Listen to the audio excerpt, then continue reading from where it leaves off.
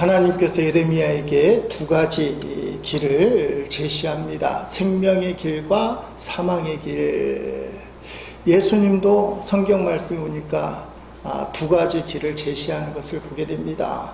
마태복음 7장 13절 14절에 나와 있는 이 좁은 문, 큰 문 이야기입니다. 좁은 문으로 들어가거라. 멸망으로 가는 문은 넓고 그 길이 쉬워 많은 사람들이 그곳으로 들어간다. 그러나 생명으로 가는 문은 작고 그 길이 매우 좁아 그곳을 찾는 사람이 적다. 아멘. 예수님도 좁은 문, 넓은 문을 얘기하지만 궁극적으로는 이 좁은 길, 넓은 길 그렇게 표현하고 있습니다. 단어 사용이 참 재미있는데 가만히 보면 문은 좁다, 길은 좁다, 그리고 찾는 사람은 적다.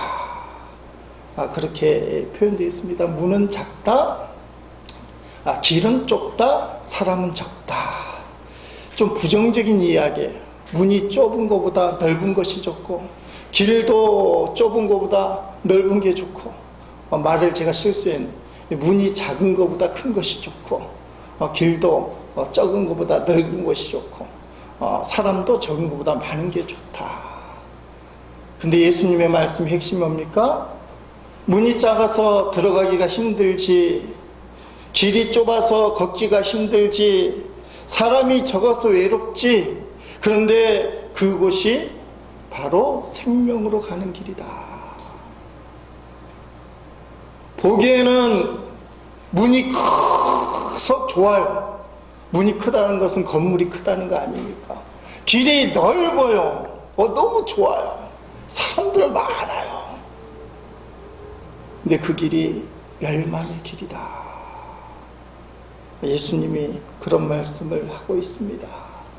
성도는 이 말씀에 비춰오면 작은 문, 좁은 길, 적은 사람,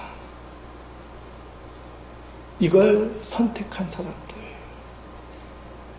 우리가 잘 아는 우스갯소리 하나 있지 않습니까? 어느 사장님이 공처가인데 우리 회사 사원들이 다 공처가일까?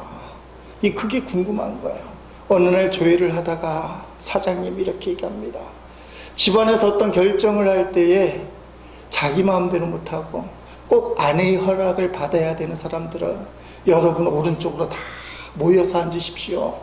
그랬더니 직원들이, 남자들이 다 오른쪽으로 가는데 유독 한 사람이 탁하니 왼쪽에 남아있는 겁니다. 사장님이 감동이 돼서 아무개 직원, 나는 당신이 거기 앉아있는 걸 보니까 너무 존경스럽다고, 어떻게 해서 당신은 아내를 그렇게 컨트롤할 수 있냐고.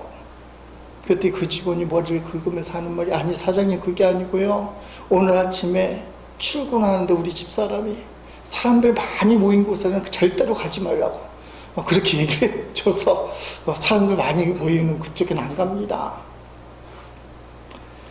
왕따 당하고 어떻게 보면 세상에 적응하지 못하고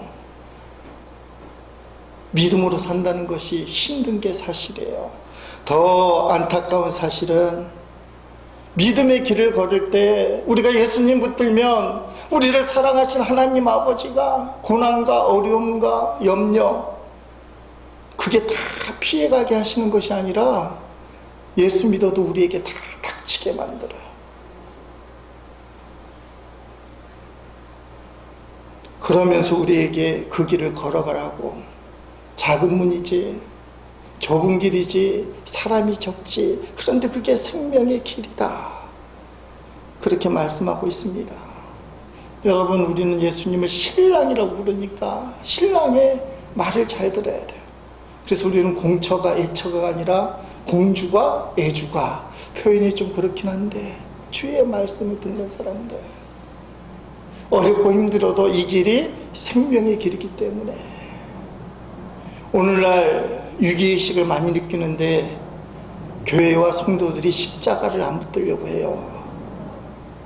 좁은 길 안 가려고 합니다. 작은 문 싫어요. 좁은 길 싫어요. 적은 사람들이 싫어요. 그래서 큰 문 만들고 넓은 길 만들고 사람들을 많이 모으려고, 어떻게 보면 우리도 그렇게 하려고 했어요. 근데 예수님은 단호하게 그 길은 멸망의 길이다.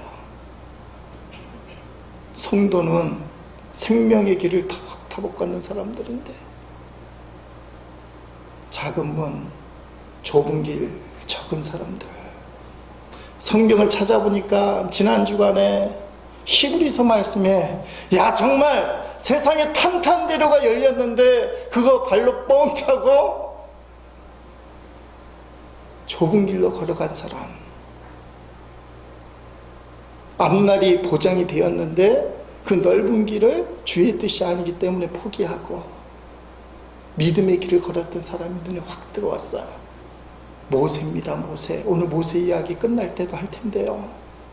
모세가 어떤 사람이냐, 히브리서 11장 24절 26절 말씀에 보니까 이렇게 표현되어 있어요. 믿음으로 모세는 장성한 믿음이, 어렸을 때는 이 믿음이 안 됩니다. 여러분이 믿음이 어리면 하고 싶어도 안 되는 거예요. 바로의 공주의 아들이라 칭함받기를 거절하고, 왕자 거절하고, 도리어 하나님의 백성과 함께 고난받기를 잠시 제약의 낙을 누리는 것보다 더 좋아하고, 하나님의 백성과 고난받는 게 세상 쾌락보다 더 좋고, 그리스도를 위하여 받는 수모를, 십자가 아니에요, 애굽의 모든 보화보다 더 큰 재물로 여겼으니, 왕자로서 세상에서 얻는 큰 재물보다 예수 그리스도를 받는 수모가 더 귀하게 여겼다, 더 큰 가치가 있었다.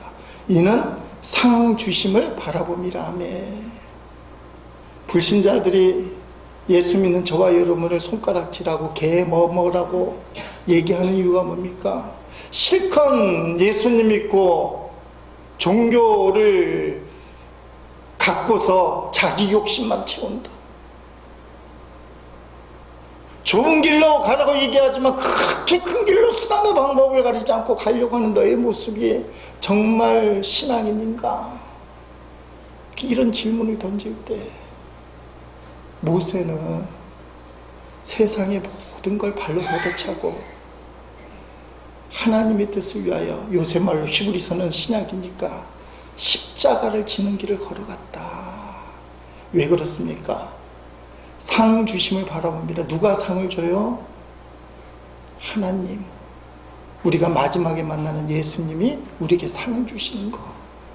이 세상의 상급을 바라보는 것이 아니라 주님의 상급을 바라보는 사람만이 좁은 길을 걸어갈 수 있고, 이 사람이 장성한 믿음이다. 저는 저와 여러분이 정말 장성한 믿음이 되기를 주의 이름으로 축복합니다. 정말 장성한 믿음, 세상 쫓아가지 않고 하나님을 쫓아가는 것, 진짜 상이 무엇인가? 목사도 사실 힘들어요. 세상에서 인정받고 싶은 욕구, 교회가 엄청나게 부흥해서 김우재 목사가 목회 잘한다, 설교 잘한다, 김혜재 감리교회가 엄청난 부흥을 일으켰다, 이런 야망이 내 마음속에 스며들어 있어요. 그게 넓은 길로 가려는 욕구예요. 근데 그게 꺾어져야 돼요. 모세는 그걸 발로 찼어요. 그게 신앙이다. 그러니까 삶이 어렵고 힘들 때 예수 믿어도 제대로 신앙생활 하려고 하니까 힘들어요. 그래서 마귀는 제대로 신앙생활 못하게 만들고, 너가 예수를 믿는 건 넓은 길 가는 거 아니냐, 문을 크게 만들려고 하는 거 아니냐, 좋은 집, 좋은 차, 그것만 바라보게 해요. 그게 나쁜 건 아니에요. 제가 늘 얘기하지만 성경에 나와 있는 인물들은 다 엄청난 부자예요. 근데 부자가 되려고 부자가 된 것이 아니라 하나님이 세워주신 부자. 우리의 문제는 뭡니까? 내가 부자가 되려고 하는 거예요. 하나님이 허락하시는 부자가 아니라 수단과 방법을 가리지 않고 내가 부자가 되려고 하는 게, 이게 문제라는 거예요. 부자가 되지 말라는 것이 아니라 하나님의 인도함을 받지 못하는 거. 그러다 보니 부작용이 생기는 거예요. 아니, 남들은 예수 믿어도 그렇게 큰 문, 넓은 길 많은 사람들이 가는데 왜 나보고만 자꾸 작은 문, 좁은 길, 적은 길 사람들과 가라고 하냐고. 근데 모세는요, 일대 상 주시는 주님,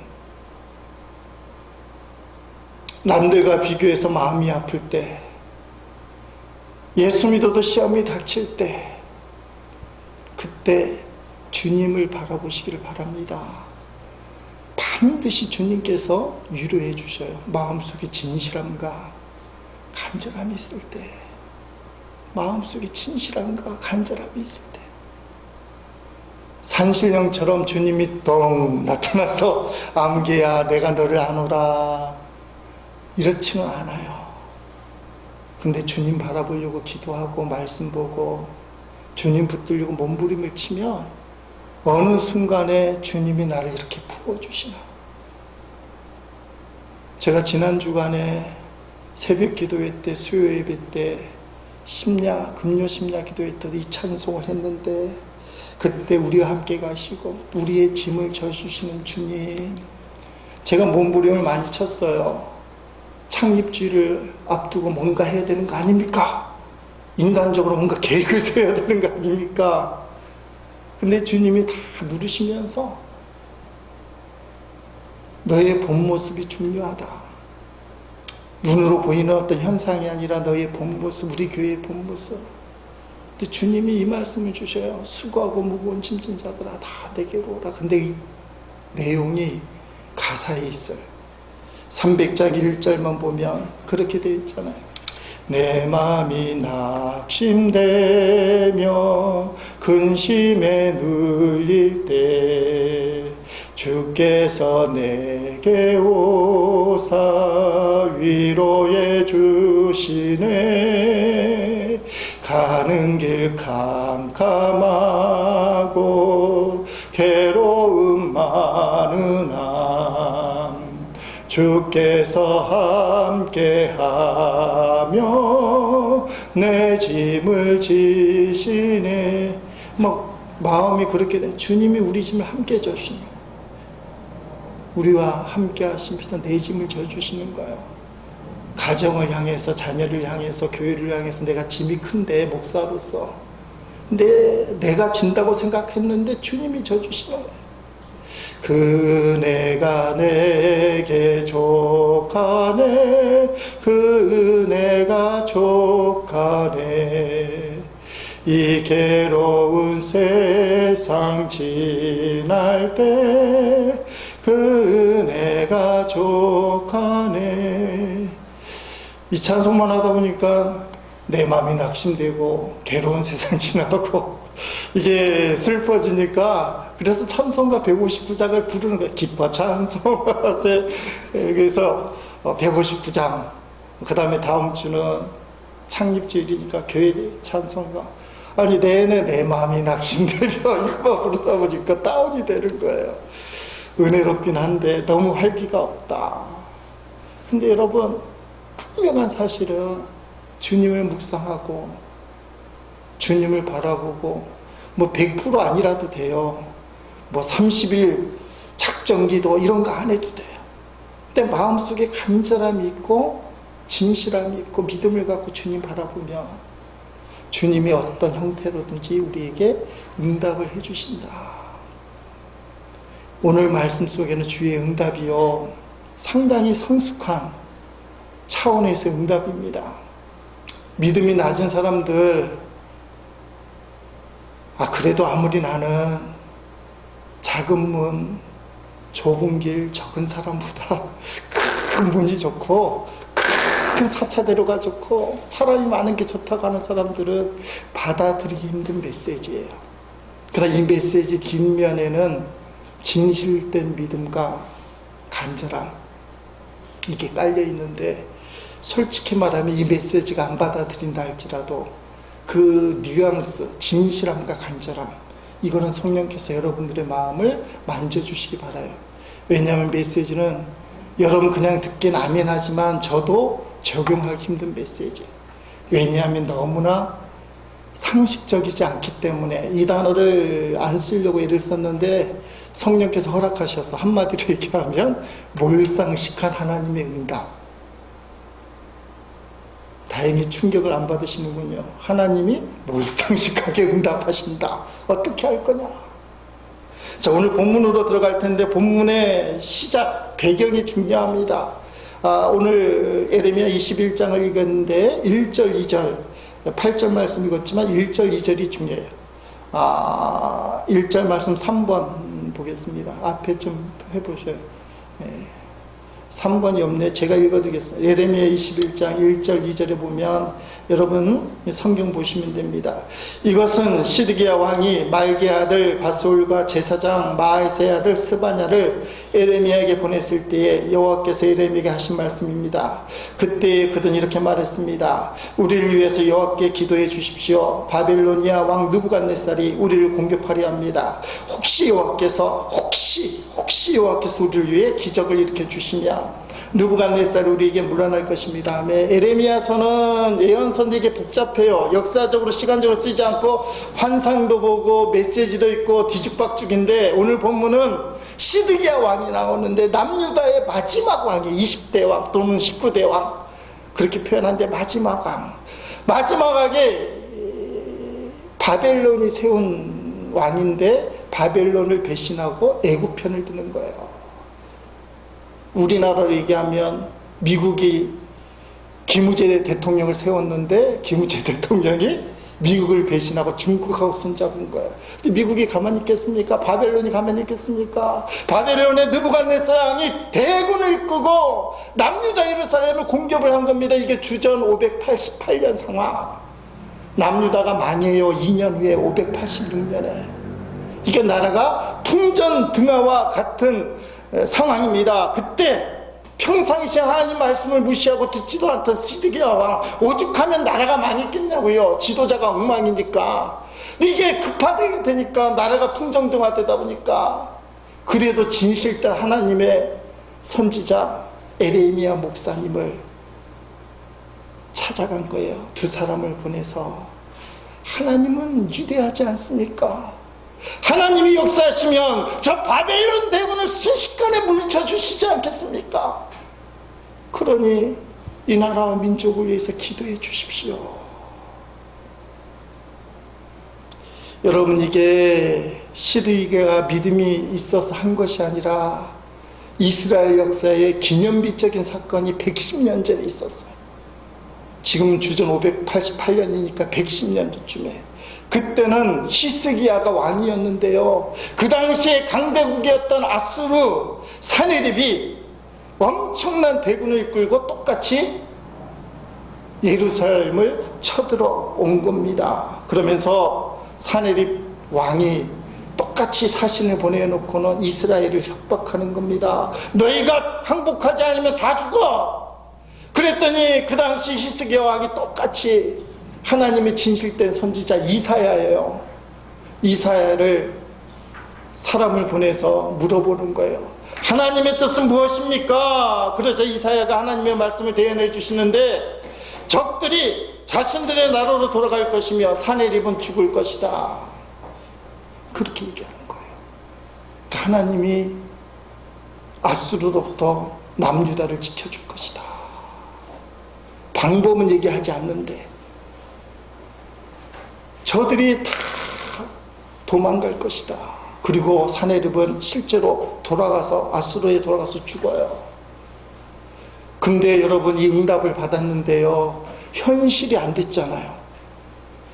히스기야는 성전을 찾아가서 하나님 앞에 기도하는 거예요. 그게 내용이 길긴 한데 이사야 37장 14절 20절부터 필요한 말씀만 앞에 나와 있는, 히스기야는 사자들이 보낸 편지를 받아 읽고 여호와의 성전에 올라가 그 편지를 여호와 앞에 펼쳐놓았습니다. 히스기야가 여호와께 기도드렸습니다. 만군의 여호와여, 주는 이스라엘 하나님이십니다. 여호와여, 귀를 기울여 들어주십시오. 여호와여, 눈을 열어 보아주십시오. 사네립이 사람을 보내어 살아계신 하나님을 조롱한 모든 말을 들어주십시오. 우리 하나님 여호와여, 이제 우리를 저 왕의 손에서 구해 주십시오. 그러면 땅 위의 모든 나라들이 오직 여호와 한 분만이 하나님이라는 것을 알게 될 것입니다. 아멘. 얼마나 진실되게 간절하게 이 나라를 구해달라고 이사야가 응답을 줬음에도 불구하고 계속 성전에 가서 눈물로 기도한 거예요. 히스기야가 간절함과 진실된 언약을 붙들었는데도요, 가만히 있지 않고 성전에 가서 하나님을 향하여 눈물로 기도했어요. 하나님 이 기도를 외면하지 않습니다. 이사야 37장 36절 말씀해 보니까 어떤 일이 벌어지느냐. 그날 밤에, 기도한 날 밤에 여호와의 천사들이 내려와 아수르에 지내서 18만 5천 명을 죽였습니다. 백성이 이튿날 아침에 일찍 일어나 보니 그들이 모두 죽어 시체들로 가득하였습니다. 아멘. 18만 5천 명이 죽었는데요. 이게 목사님들도 솔직히 말하면 못 믿는 거예요. 하나님의 사자가 한밤중에 어떻게 무장한 군인들을 다 죽일 수 있느냐? 영화를 찍으면 그렇게 찍을 텐데요. 못 믿으니까 뭐라고 표현하느냐? 급성 전염병이 돌았다. 여러분, 급성 전염병이 돌아서 한밤중에 18만 5천 명이 죽는 게 이해가 빨라요? 아니면 하늘로부터 천사가 내려와서 18만 5천 명 적군을 진짜 죽이는 게 이해가 빨라요? 잘 모르겠어요. 하늘로부터 천사가 내려와서 적군을 죽인다는 이것을 믿지 못하는 사람은, 이해가 되지 못하는 사람은, 성경을 문자 그대로 받아들이기 힘든 사람은 해석이 급성 전염병. 근데 이거는 어쨌든지 간에 110년 전에 이 사건이 벌어졌다. 시드기야 왕이 평상시에는 믿음이 없는데도 똑같은 상황이 벌어지는 거예요. 바벨론에 느부갓네살 왕이 대군을 이끌고 왔는데 110년 전 상황이 똑같아요. 그래서 시드기야가 이사야 목사님을 찾아갔듯이 시드기야는 에레미야 목사님을 찾아가서 하나님의 뜻이 무엇입니까? 그것을 물어봤어요. 근데 하나님의 뜻이 히스기야 시대의 이사야와 같은, 하나님이 이 나라를 지켜줄 것입니다. 적군들은 물러갈 것입니다. 이게 아닌 거예요. 이게 우리를 곤혹스럽게 만드는 거예요. 오늘 우리에게 도전이 되는 겁니다. 오늘 본문 8절 9절에 보니까 이렇게 표현되어 있어요. 너는 예루살렘 백성에게 이와 같이 전하여라. 여호와께서 이렇게 말씀하셨다. 내가 생명의 길과 죽음의 길을 너희 앞에 두겠다. 누구든지 예루살렘 성 안에 머무는 사람은 칼이나 굶주림이나 무서운 병 때문에 죽을 것이다. 그러나 예루살렘 성 밖으로 나아가 너희를 에워싸고 있는 바벨로니아 군대에게 항복하는 사람은 살 것이다.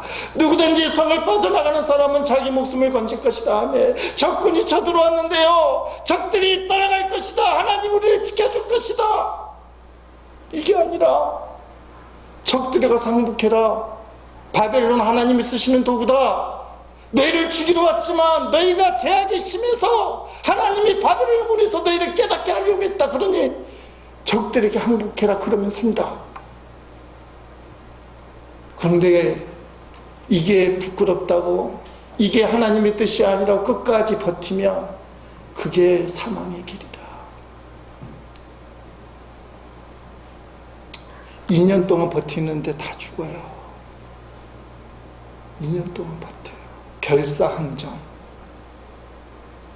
기근이 임하고 바벨론 2년 동안 예루살렘 꽁꽁포위 하니까 전염병이 돌고 다 죽게 되는 거예요. 이 메시지가 너무 힘든 거예요. 실제로는 그런 일이 일어나진 않지만 일본이 우리나라를 공격을 했어요. 쳐들어왔습니다. 김우재 목사가 강단에서 하나님 말씀을 선포하는데, 여러분, 일본에 항복하는 게 하나님의 뜻입니다. 살 길입니다. 우린 다 일본에 두 손 들어 항복해야 됩니다. 할렐루야, 아멘. 10의 8구가 아니라 10의 10은 다 저놈 죽일 놈이라고, 매국노라고 돌 들고 나를 칠 거예요. 저게 어떻게 하나님의 뜻이냐고. 지금 그 상황이에요. 이해가 안 돼요.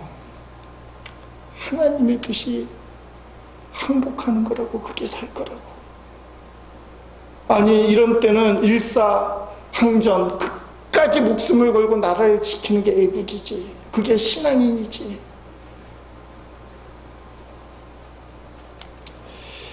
하나님이요, 남유다를 심판하는데 하루아침에 심판한 건 아니죠. 계속 선지자를 보내면서 돌아와라, 말 들어라, 이사야, 에레미야 뭐 계속 보내주면서. 근데 마지막에 내린 심판이 바벨론 심판. 끝까지 고집 피웠던 시드기야는요, 성경을 읽으면 다 아실 거예요. 아들들이 자기 눈앞에서 처형당하는 걸 목격해야 아버지가. 시드기야 본인은 두 누나를 다 뽑혀요.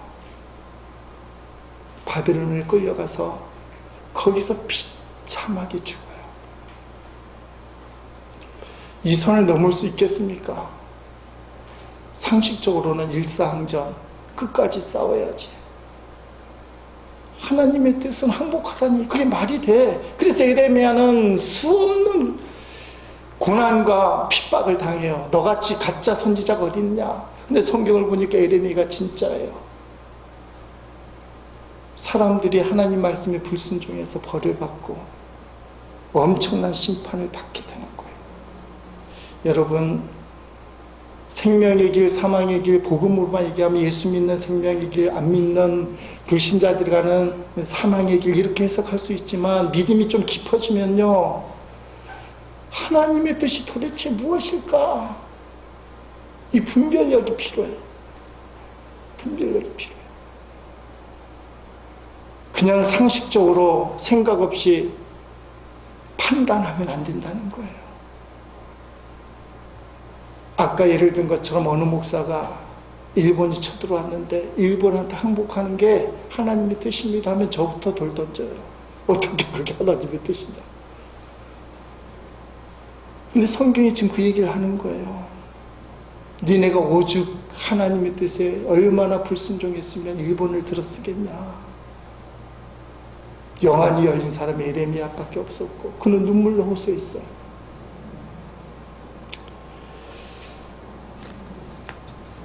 다 이렇다는 건 아니에요. 다 몰상식적인 것이 하나님의 뜻인 건 아니야. 간혹가다 이런 일들.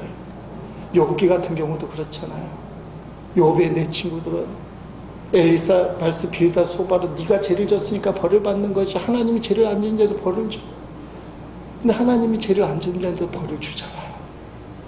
욥기 내용이 그 내용이잖아요. 신앙의 길은 하나님께 다 맡기는 거예요. 내 판단까지도, 심하게 얘기하면 상식까지도. 이게 힘든 거예요. 자, 하나 더 들어가서 왜 110년 전에 히스기야 왕의 기도는 응답하셨고 시드기야의 기도는 응답하지 않았을까? 똑같이 이사야 목사님에게, 에레미야 목사님에게 이 나라가 어떻게 될 것입니까? 물어봤는데 히스기야에게는 저 적군들이 다 떠나갈 것이다. 18만 5천 명이 죽게 하시고, 시드기야에게는 가서 항복해. 안 그러면 너 죽어. 근데 성경을 보니까 시드기야가 자존심이 상해서 항복을 못한다는 표현이 많이 나와요. 결국은 비참한 최후를 맞이하게 돼요. 왜 그렇게 됐을까? 제가 봤을 때는 기도와 믿음의 질적 차이다. 21장 2절에 나와 있듯이 혹시라는 신앙을 가져 있는 게 시드기야예요. 시드기야는 진짜 진실되고 간절했어요. 하나님만이 이 나라, 이 민족을 구해줄 수 있습니다. 하나님만이 우리 가정을 구해줄 수 있습니다. 하나님만이 내 인생을 책임져 주십니다. 하나님만이 내 자녀를 책임져 주십니다. 이사야가 응답을 줬어요. 하나님이 적들을 물리쳐 줄 것이다. 사내립은 고국에 돌아가서 죽어갈 것이다. 방법은 얘기 안 해줬지만 응답을 받았는데도 성전에 올라가서 하나님 앞에 계속 기도해요. 하나님이 하나님 되시면, 하나님이 영광 받으시면 하나님 우리 일을 붙들고 역사해 주셔야 됩니다. 응답을 받았는데도 성전에 올라가서 눈물로 기도해요. 히스기야 기도는 진실되고 간절한 기도였어요. 그래서 하나님이 응답해 주셨어요. 그 중심이.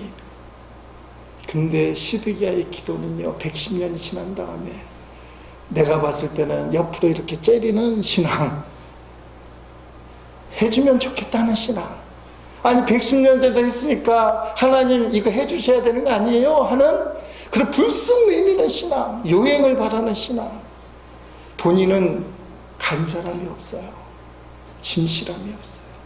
만약에 제가 에레미야가 이런 말씀을 주시면 통탄을 하면서 성전에 가서 눈물로 기도할까?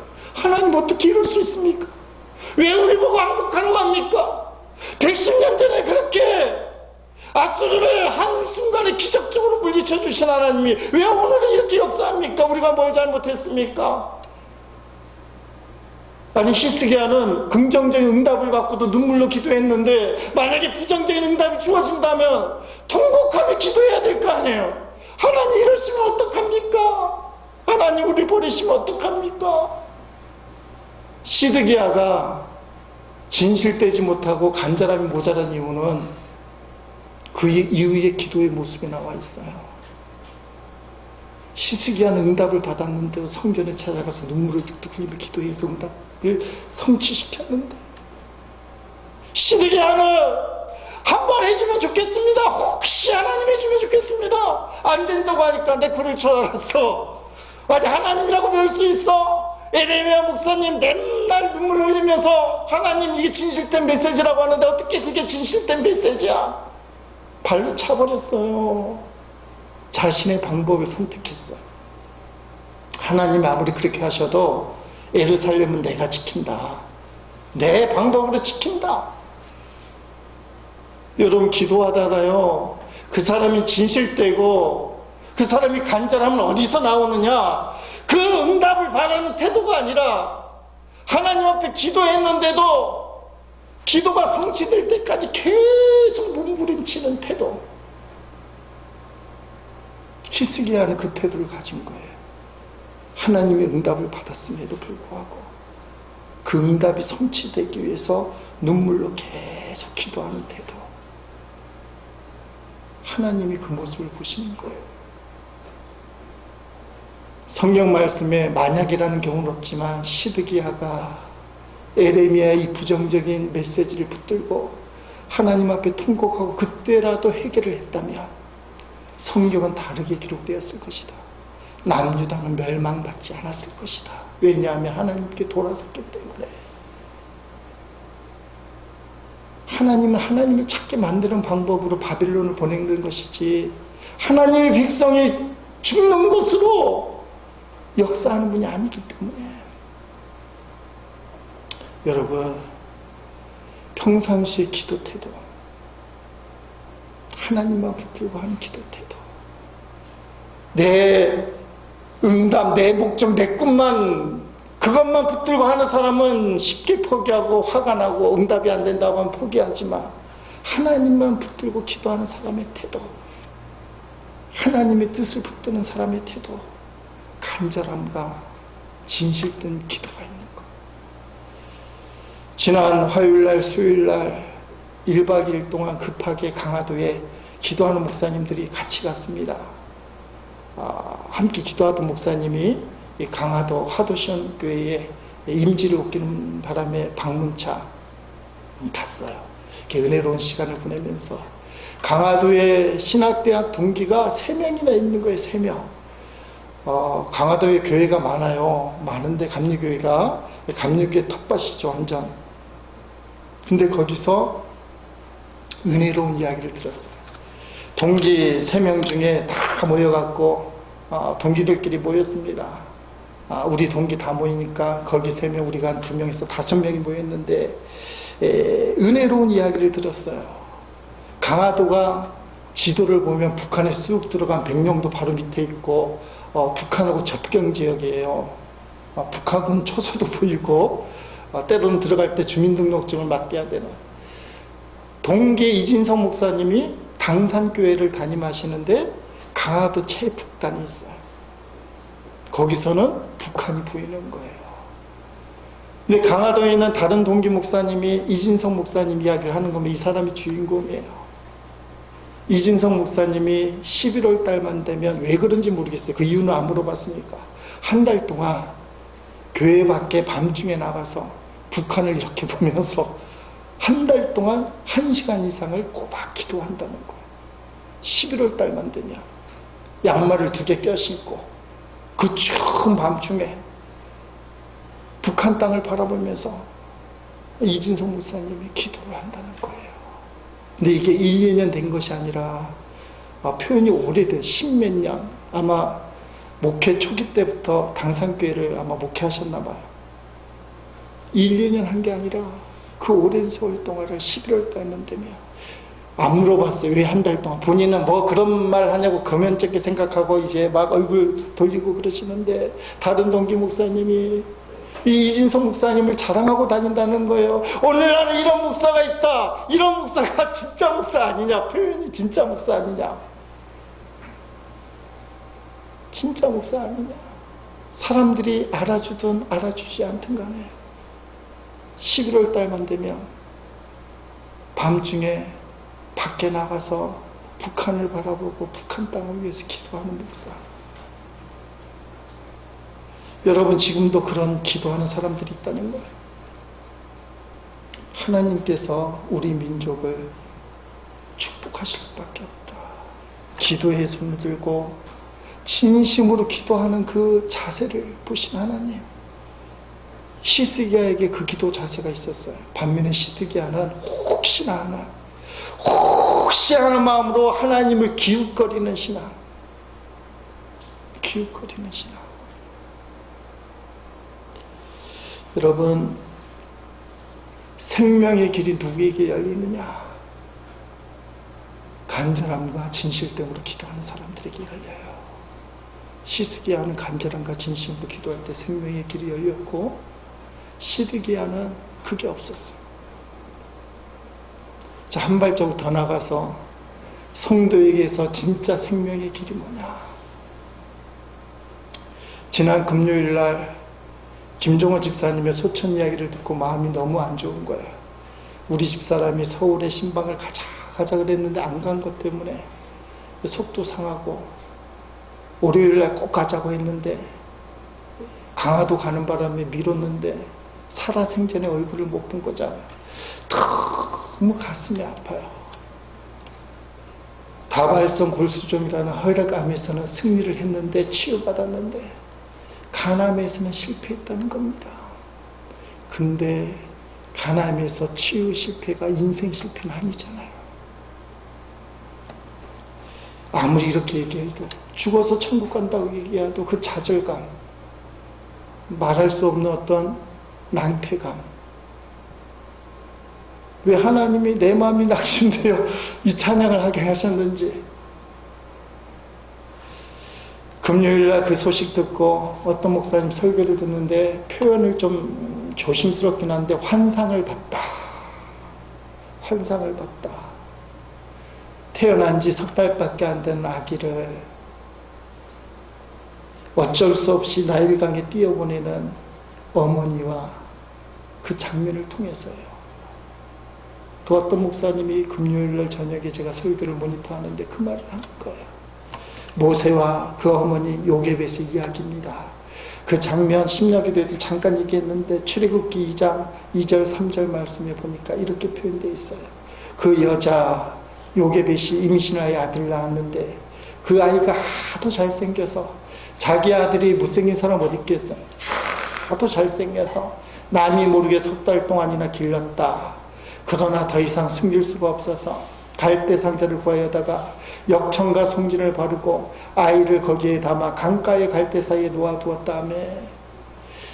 지금 이스라엘 사람들이 애굽의 노예살이를 할 때요. 근데 애굽의 바로왕이 보니까 이스라엘 사람들이 사람이 너무 많이 퍼지는 거예요. 노예들이 너무 많이 퍼졌다가 만약에 전쟁이 나서 적군과 노예들이 내통을 하면 애굽이 무너질 것 같아. 그래서 애굽 바로왕이 남아 제한 정책을 써요. 산하 제한 정책. 남자 아기가 태어나면 다 죽여라. 그 상황이에요. 요게벳이 아들을 낳았는데 석 달 동안은 숨겼어요. 애기 응애 소리도 못 내게 만들고. 근데 석 달이 지나고 나니까 더 이상 인간적으로 도저히 모세, 지금 이름이 모세가 아니에요. 이름도 안 졌을 거예요. 이 아기를 키울 수가 없는 거예요. 그렇다고 애굽의 군인들에게 처참하게 살해당하는 건 용납이 안 되는 거예요. 어머니 요게벳이 선택한 것이 갈대 상자 하나를 구하다가 그 속에 아기를 누이고 역청과 송지를 바르는 겁니다. 간절한 마음으로. 그 갈대 상자에 물이 들어가면 안 되니까, 물이 들어가면 얘가 익사하니까. 그리고는 그 아기가 든 갈대 상자를 나일강에다가 놓아두고 흘려보내는 거예요. 여러분, 이 어머니의 마음이 이해가 되시나요? 어쩔 수 없이 아기를 떠나보낼 수밖에 없는, 가만 놔두면 죽을 수밖에 없어서, 살해당할 수밖에 없어서, 그 처참한 장면은 도대체 용납이 안 되기 때문에 자신의 방법으로 아이를 길을 열어주는데 10중 8구는 죽는 길이에요. 갈대상자에 아기를 눕히고 나일강에 띄어보낼 때, 어머니 요게벳 씨 얼마나 기도했겠습니까? 하나님, 우리는 죄를 지킬 수 없지만 하나님이 저 아이를 책임져 주셔야 돼요. 성경은 표현이 안 됐지만 여기 어머니 된 사람들, 아버지도 마찬가지. 자식을 사지에 몰아넣는 거잖아요. 석 달밖에 안 된 아기를 나일강가에 띄어보낼 때의 그 어머니, 말할 수 없는 통탄함과 간절함으로 하나님 앞에 기도하면서, 우리는 죄를 책임질 수 없습니다, 주님께 맡깁니다, 그리고 띄어보내는 거예요. 여러분, 그 이후의 내용은 잘 알고 있습니다. 갈대 상자 안에 있던 아기가 흘러 바로의 공주의 손에 딱 들어가게 됐다. 갈대 상자를 열어보니 예쁜 아기가 있어서, 야, 왜 아기가 여기 있냐 해서 이름을 모세라고 했다. 모세는 물에서 건져내다. 이름이 그래서 모세, 물에서 건져내다. 그래서 모세는 노예가 아닌 애굽의 왕자로 자라게 되었다. 이게 너무 기가 막힌 말씀, 우리가 너무나 잘 아는 이야기. 김수자 원사님이요, 우리 김종원 집사님을 잘 보살피다가 인간의 힘으로는 더 이상 안 되는 거예요. 어떻게 김종원 집사님만 그렇게 했습니까? 먼저 하늘나라에 가족을 보낸 사람도 다 그러죠. 어쩔 수 없이 십자가에다가 김종호 집사님을 놓여놓고 띄어보낸 겁니다. 요단강으로. 요단강을 흘러 뛰어간 그 갈대 상자, 십자가 상자, 누구 손에 닿아갑니까? 예수님 손 안에 들어가요. 예수님이 갈대 상자를 열고는 김종호 집사님을 하늘나라의 왕자로, 그래서 천국에서 왕노릇한다고 표현을 하잖아요. 하늘나라의 왕자로 세워주신다.